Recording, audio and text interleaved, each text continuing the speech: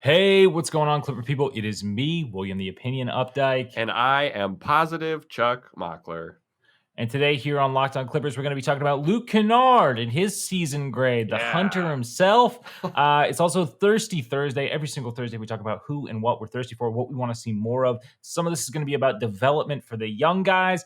Also, former Clippers coach Doc Rivers, you may remember him, sort of defended his playoff status, most notably most 3-1 deficits in playoffs. Anyways, we don't need to reopen that wound, but all that and more coming up right about now. You are Locked On Clippers, your daily Los Angeles Clippers podcast, part of the Locked On Podcast Network, your team every day. Yes, welcome to Locked On Clippers, coming at you 5 days a week, 7 a.m. Kill some windshield time with us. Today we are talking Luke Kennard, El Cazador, as he is known, the Hunter.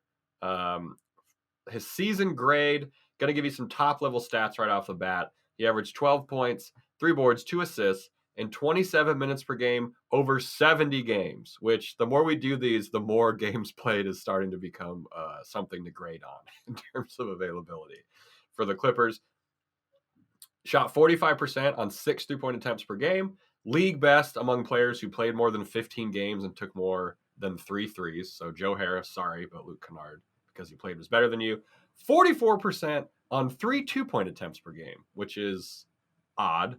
Some good games for Luke. He had 25, 8, and 6 in the 35-point comeback versus the Wizards, including the 4-point play to take the lead. He was 5 of 8 from 3 in that game.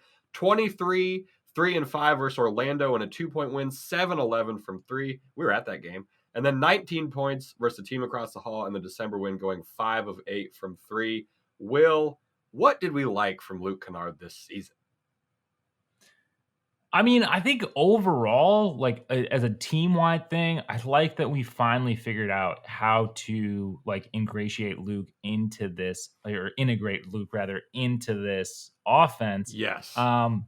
Because he just has such a specific skill set. Like we talk about sort of the Swiss Army knives of the team, right? Mhm. And then Luke, what he does is so defined and so clear that it was actually like kind of puzzling, why he wasn't getting shots up and why that wasn't all working. So I think that like we heard it, before the season even started, that there was going to be an emphasis on, making sure that everybody was aware of where Luke was on the floor at all times. Yeah. And of course, that's something that's all well and good to say, but I had my reservations about whether it would happen, but it did.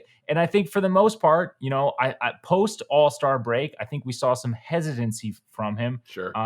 Not fully sure, that could be the minutes. It could be a lot of things, which we can get into later, but I love that he became an actual like player that we could lean on and use and actually utilize the skill set that he brings to the table. And from Luke, he, for the most part, was able to shine in those moments. He was able to take on that challenge. Agree.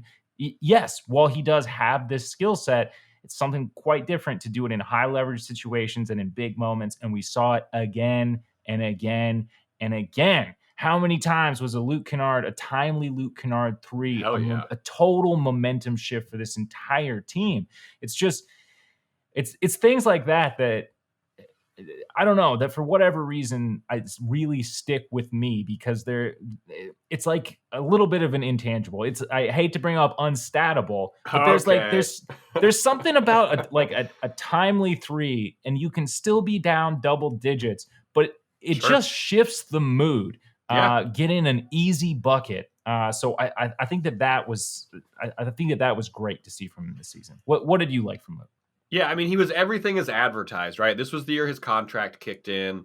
This is when people were really going to start to put the pressure on him to perform. And he did exactly what he was brought in to do, which is shoot the best, so hopefully at the top, tier in the league. And he was the top of that tier. And aside from the shooting, there was very clearly a conscious effort made to get a little bit better at one-on-one defending. I say that specifically one-on-one defending, which we will talk about when we didn't like the positional aspect of it. But it was towards the tail end of the playoffs versus the Jazz last season that we kind of saw this like, oh, Luke's got some some edge to him. He's diving on the floor for loose balls, and he carried that over into the regular season this year, which was great. Are we ready to say that Luke is a full-on pesky defender? One-on-one, yes or no? Has he reached pesky status? Maybe a rung below that. Frisky? I don't know if frisky is a rung below that. I think that's an adjacent rung to a different conversation. But he's a frisky defender, damn it. Yeah, we'll have to see if Brian Seaman says that on during next year's broadcast. But credit to him where that was due. Other than that, kind of moving what we didn't like. Positionally, the defense was still a little rough sometimes. If you can find the clip, go watch the clip of Reggie pushing him into position during the Jazz game in March, which in terms of like win probability added moves was very impactful for that game because it was late in the game and it helped us contest a 3-point shot. So that could still leave some things to be desired. But again, this is weighted for me in terms of his season grade and like, what are we asking him defensively, right? We're just asking him to not be horrible, and he was not horrible. He was passable this year. So even though what we didn't like is just, it's natural things to not like. It wasn't a surprise dislike. Yeah, totally. And I mean, look, there's always going to be limits physically to his defensive game. Mm-hmm. On top of that, like you take the role that he had in Detroit, and then you take the role that he had here with the Clippers. And like defense, if you're not already a defensive-minded player coming into the league, it's one of those things that's just going to take experience. Like you're just, and his mindset has been one very specific thing. That being said, though, I think you have to give credit to players who actively try to take the weakest parts of their game for sure and improve them. Yeah. And that's 100% what we saw. And even if, you would not call Luke Kennard a good defender. I'm not saying that. But there's something to be said about guys who are trying to improve their biggest flaws so they can stay on the floor, like I said, in these high leverage moments. And if Luke was, as bad at defense as, he has been at times earlier in his career, it would be a moot point parts of his season this year, right? Like it would be a moot point if you can't keep Luke on the floor to hit those timely threes because the defense is too much of a sieve. Yeah. And I'm not saying that at times it still isn't a sieve, but it's a tighter sieve. Yeah, yeah, much finer grain on there. He did have the same thing as Terrence, where the per 36 is the exact same year over year. You can't take his per 36 though from last year. What was his minutes average last year? But listen to the per 36s. So compared it to this year, it was 2021. He averaged 15 points, 15.2. 4.7 boards, 3.2 assists. This year, per 36, he averaged 15.6 points, 4.3 boards, 2.7 assists. His 3-point percentage went up, obviously. His 2-point percentage went down 6%. So and I think this is a signal that statistically, he's capped out on this Clippers team with what we saw this year, I think. I don't mean that in a bad way. The way this team is constructed, this is like as good as his stat line can be. He shot 45% on threes, taking 6 a year. I'm not sure what more could happen, right? Like this, I'm not saying his spacing isn't incredibly valuable, but this is close to his ceiling on this Clippers team. I think that which I guess sounds disrespectful, but I don't mean it that way at all. Because he's very valuable. Because it's not like he's going to be getting more field goal attempts with the return of Kawhi and Paul George. So that is a valid point. I would hope that he could stay close to around that 6 number, though. Oh, 6 3-point attempts per game? 6 3-point attempts per game, yeah. Absolutely, yeah. I hope it's 12 next year. However, I don't know how that'll work. Just don't take twos. Assuming he's not involved in some sort of trade coming into the season or whatever. When we trade for Kyrie, the shooting is just, it's still valuable. And even though we do have Norm now, also great catch and shoot guy, I don't know. I always just think extra space helps, especially when you have two players who like to operate, in the paint and have, already draw so much attention from a defense that you're gonna have to leave one guy open on the floor. And man, I want to see. And so if you have Norm and Luke on the floor, exactly, you're toast. Like you're toast. You can't double either player. It will be such a disappointment if we never get to see Luke, Norm, Kawhi, PG, whoever else you want for that fifth guy on the floor together. It will be Rocco. Sure, love it. So getting into his final grade, he had a brutal end of the season, which sucks. He got an injury in the final game of the year versus the Thunder. Some people, I kind of on their side, were wondering why he was in that game. It was his absence. We were wrong. We're kind of wondering what his play time was going to be like in the play-in. But from what we heard, the scuttlebutt was he was going to be very much a part of the game plan for the play-ins that we played in, and it just couldn't happen, which is it's not his fault. It's so shitty how his season ended. That being said, and we saw guys not making shots, right? Yes, we did. It's not like that wasn't a thing. I mean, in the Timberwolves game, we shot pretty well from three, but that was about it. But I would be remiss to think that a little Luke dust sprinkled on top couldn't have, given you just enough edge. Sure. So final grade, Luke Kennard. What are you giving him? I might go A.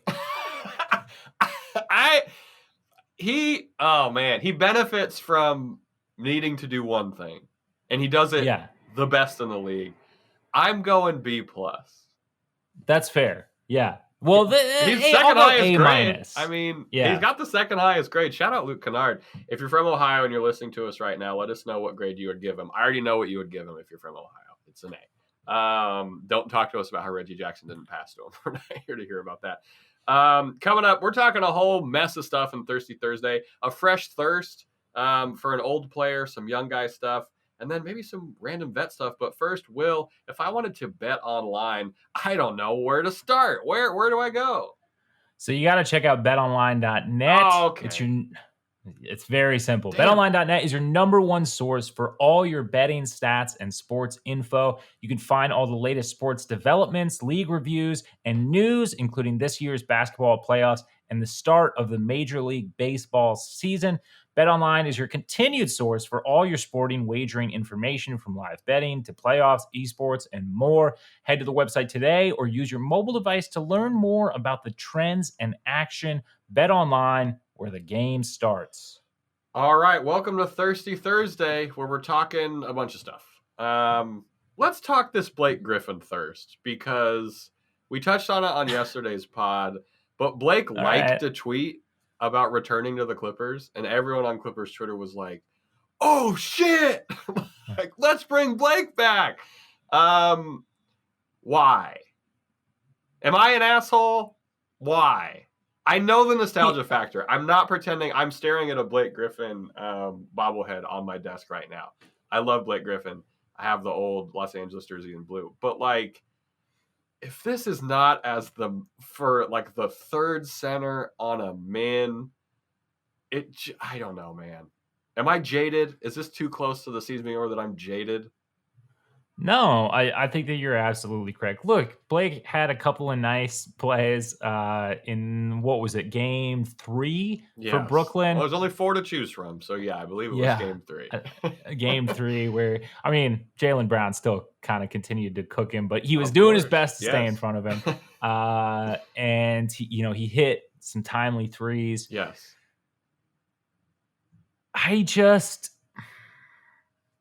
It's not for any basketball sense. I just don't know, man. Like, he can't defensively. Like, how many minutes can Blake Griffin soak up as the third center? You know what I mean? Like, forget the playoffs. Like, forget the playoffs, because I don't think that he's getting really any time in the playoffs. Of course not. But even in the regular season, I just think that there's so many other, even like second unit guys who, if he's matched up against, would just dump on Blake Griffin. Yeah. So I just you know, I don't have a problem with people saying it's a nostalgia thing. If you're just like, I want him yes, back on the team because I want him to get a yes, ring with the Clips, I'm like, love it. yes, Fantastic. absolutely. People were going at some accounts, they talk about how he's still good and could like make an impact with the Clippers. I'm like, we need to define what impact is. Like, but I mean, on a vet man, I guess, like, I don't know. And like, I don't know. The other thing, right, is this team, depending on what happens with Hart and depending on what happens with Robert Covington, but let's assume that those are our big priorities They have to in be, yeah. free agency, right? So let's hope, you know, all things going well, that you have a center rotation of Hart, you know, of Zubats, Rocco, Hart, or whoever at that small and then five. and then we'll call it Rocco. You can call it Batum, you can Morris, call it Batum, yeah. whatever. Who of those guys do you think should play less minutes so Blake Griffin can play at the 5, which is already like not his natural position? He's just, you know, he's lost athleticism to the point where that's the position he can play now. Right, which is so weird because he's more valuable as a 5 than a 4 on this Clippers team. Which says, I don't know. We'll see what happens. Vet man, let's love Blake. Let's do it. Love Blake. Let's love do the it. idea. Love, but always love getting the band back together. Sure, very much so. All right, some other thirsty stuff that we're talking. What do we want to see from some of the young guys over the offseason? We talked how Terrence Mann, who I'm counting as a young guy, kind of talked about how this is his first real offseason. Is it crazy to say that I think conditioning is the number one thing I want Terrence Mann to work on in the offseason? Definitely. Yeah, definitely. Right? Like, there were some games where he looked a little gassed sometimes, and it's like, you can't be that guy on this team, man. You have to be the engine that does not run out of steam. Yeah, you got to be a motor at all times. And that's one of those things that's difficult too, because you got to consider it's not just like a matter of running. Run more, yeah. You're like your body's composition, right? Like the ratio of fast twitch to slow twitch muscle fibers determines the amount of stamina that you're gonna have. Right. And I think we've seen him come in like stronger and like a little bit bulkier, and like maybe the thing to do is like kind of lean down. And work on some of that kind of stamina stuff. Yeah. Just so he can be better longer. And you know, for a guy who does already kind of have some hesitations and stuff, you add fatigue on top of that. Wow. And fatigue is just, it's a killer. Yeah. It's an absolute being tired killer. At work, you always think you're making the wrong decision. Well, yeah, and I mean, I don't know. You look at the Nets getting swept, and like so much of that was like Boston was so much more physical. Yeah, and that wears you down, man. And you get fatigue in, like all right. Well, they already don't run plays over there in Brooklyn, but it just like it affects your ability to like react efficiently in the moment.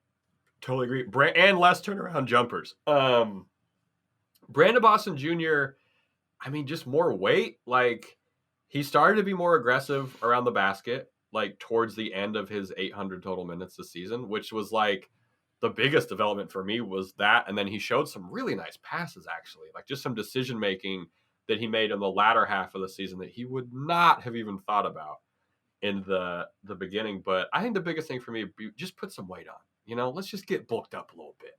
Like, yeah, I mean, especially if he's going to be, well, I guess there's two ways you could go about it, right? Because he's going to be a scorer in this league. Like, that's his path. That's his thing. Minutes. Yeah. That like, that's what he's going to do. Unless, you know, he does the Luke Kennard plan and tries to like improve his defense. Yeah. Which would be cool. Which is also possible. So that bearing in mind, I think like, yeah, if you want to be able to be physical and finish more stuff around the basket, and also he'll get past that rookie thing that you see where like, rookies are so predictable sometimes in how they're going to finish around the rim that you just see a vet like just block the hell out of them because it's like, dude, you gotta do a little bit more than that at this level. You don't have the respect yet to get away with like not actually having a finish back. So I agree that like adding some bulk would definitely like help with the finishing inside, but counterpoint, you go the Lou Will method. Don't lift weights. Never touch a weight. Just hoop. I mean, dude, if Brandon Boston Jr. became Blue Will. He should spend a summer in Atlanta. You should make some Okay, calls. I do not know if 20-year-old Brandon Boston needs to spend a summer in Atlanta just yet. I don't know about that yet.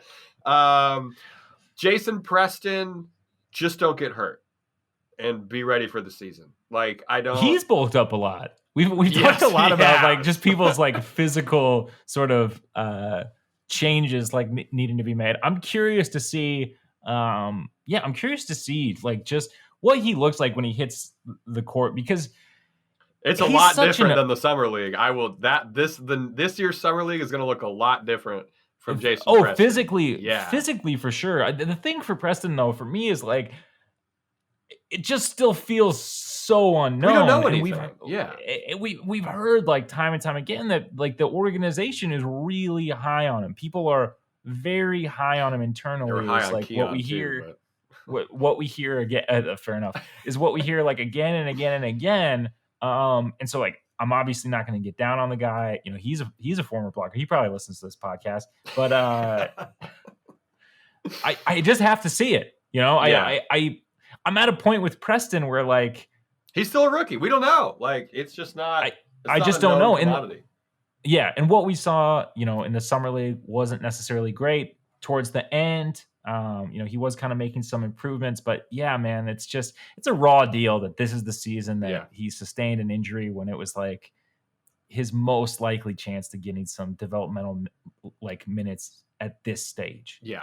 And he's so strong now. He's probably, you know, breaking cupboards in his house because he's closing them too hard. He's doing karate with Kawhi. Yeah.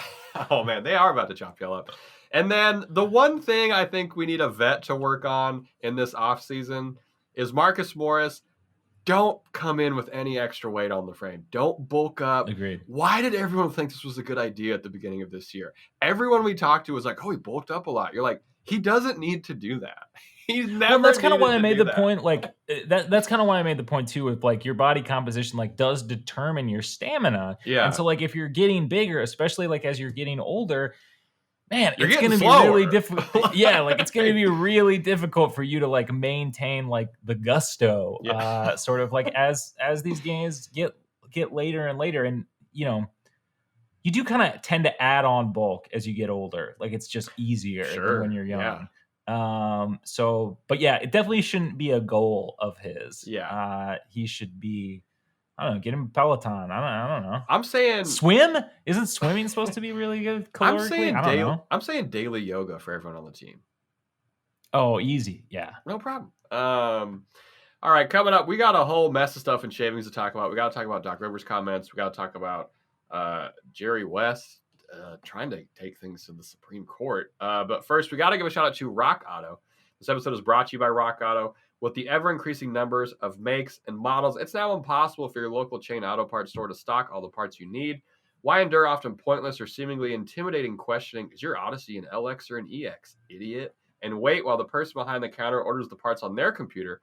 Choosing the only brand the warehouse happens to carry, you have access to rockauto.com from a computer at home or in your pocket. Save time and money when using Rock Auto. Why choose to spend 30, 50, or even 100% more for the same parts from a chain auto parts store or dealership?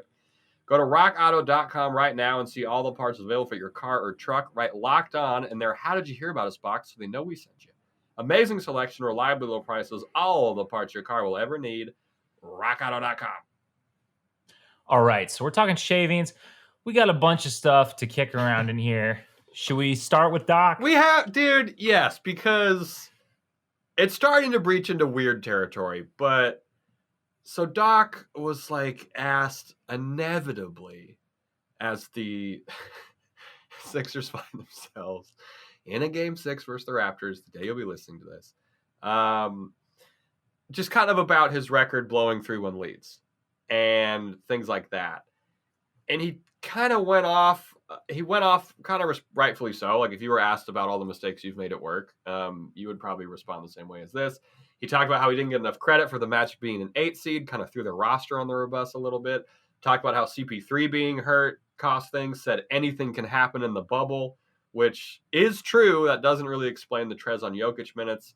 I don't know. How do we feel about these? Like, obviously, Clippers fans have been on the receiving end of these 3 win-blown leads. He also started it with, well, it's easy to use me as an example, which I don't think meant what he wanted it to mean in terms of this context. I mean, look, I voiced kind of my frustrations with Doc on a previous episode, many previous episodes. Yeah, just one? As have you. I think that, I don't know, this clip in particular kind of made me feel bad for Doc. Like, he is a good coach. Like, there's no way around that. Like, he is a good coach. I just think, like, what we're seeing is a couple of things. Like, one, I think that he's struggled to adapt as the game changes. And, like, now coaches aren't just like, do as I say. Like, you need to be a manager of personalities. Ooh, and I think that that's something that Doc Rivers, I would say that to me is one of his biggest flaws. I don't think that he is a manager of personalities. I mean, look at Lob City; they all hated each other. Yeah, and like teams hate each other and they still win championships. But this team hated each other to the point to where it was detrimental to how the team was playing. And you just hear Lob City. Well, and like maybe it's by virtue of just some of the teams he's ended up on, but like the Celtics team is super dysfunctional. Like, you just don't hear about a team that like Doc Rivers was a coach of that didn't have a lot of dysfunction going on. So I think that is one big thing. And I do think that is a fair criticism. I think the other thing is, like, he can be such a great regular season coach because he's able to sort of find these ways to utilize players, utilize what he's got especially in the case of like the Orlando Magic situation, right? And like kind of maximize and optimize people and find roles for them.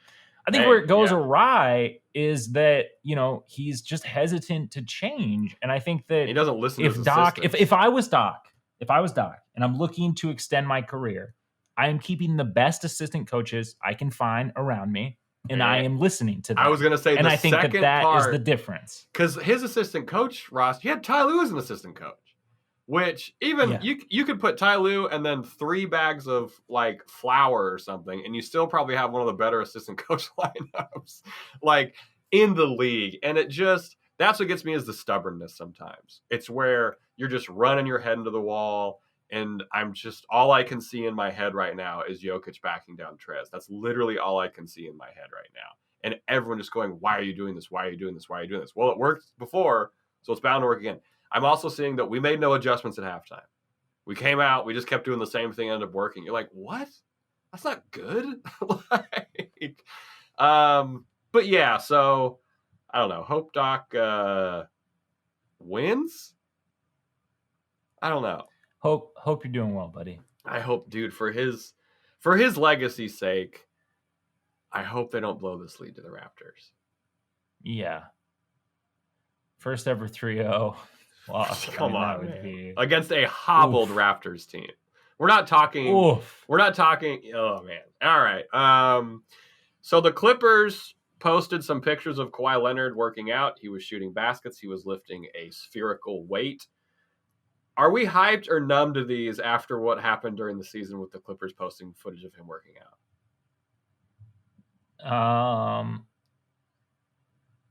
I'm hyped. I'm cautiously hyped. Yeah. So it's much more enjoyable to see these clips without thinking to ourselves, oh, maybe he'll come back in 2 days and we'll go to the Western Conference Finals. Or he won't, and we're just going to get cooked in the first round. Like, that does feel a little bit better, but good to see Kawhi working out. Also, I'm not sure how old these picks are. I didn't actually think of that until just now. If they're recent picks or just old picks. Do we think Kawhi's at the facility working out with the Clips in the offseason?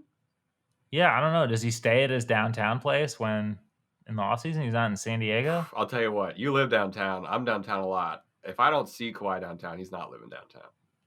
But I think there's like some weird thing. I don't know, whatever. Does he have a rich person tunnel? All right, those picks might be old. That's a different tinfoil hat time. And then finally, Jerry West is upset about winning time and might take this to the Supreme Court. He told LA Times sports editor Bill Dwine, the series made the Lakers look like cartoon characters. They belittled something good. If I have to, I will take this all the way to the Supreme Court. This is what, my man? Yeah. Take what? Yeah, I'm not a lawyer. I don't necessarily know the law, but I don't think that's how it works. Yeah, I'm not sure what he'd be suing them for. Defamation of character? I think you got to start Libel? in civil court with like a defamation or libel suit, and then later maybe you get you get a court of appeals or some sort of higher circuit court, and then is you like run it up the chain. But this is like suing someone for like a painting. Like this is like going to get your caricature because taken. this is so artful of a depiction. Exactly, yes. But like this is like going to get your caricature taken and being like, wait a minute, this is fucked up. Well, it's weird to me. I love Jerry West I don't as know. a GM. Yeah. I don't want him to be losing focus with this. I'll tell you that much. Also, I don't know. Did he not have to grant some sort of clearance on this? Like, I just would be very surprised with how. Yeah, the team had to sign off on this somehow, right? I mean, I'm sure the Lakers organization did, but like he's an individual, like I don't know that they own the likeness of Jerry West. Maybe they do. And if they do, then that just is what it is. I can understand being upset.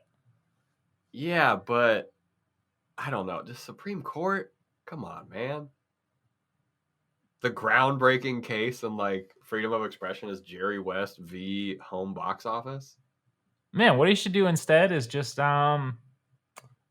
write a bunch of funny but bad letterbox reviews for. Oh, that's a good call. Get a grassroots doxing going on, kind of. Yeah, I don't know. Maybe even hire some writers to get some witty quips in there and leave thousands of bad letterbox reviews, and I think your job's done. That's a good call. I like that idea. If you want to, Jerry West, DM us on Twitter if you want us to write some bad reviews. That about wraps it up. Friday's episode. Talking Norm Powell and Hartenstein season grades. Norm's is very short, so we're going to lump him in with Hartenstein. Something to do with the Pac Div, maybe. Could be a fun time. And then, of course, as always, I love Mary Quarantine.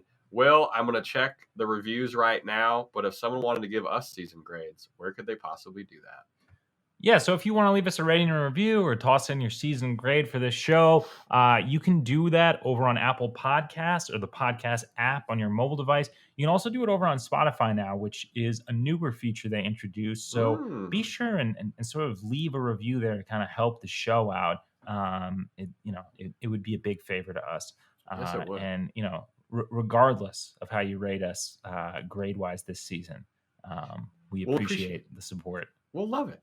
Thank y'all so much for hanging out. It is the off season. I have been Positive Chuck Mockler. And I am William the Opinion Updike. And as always, we appreciate you.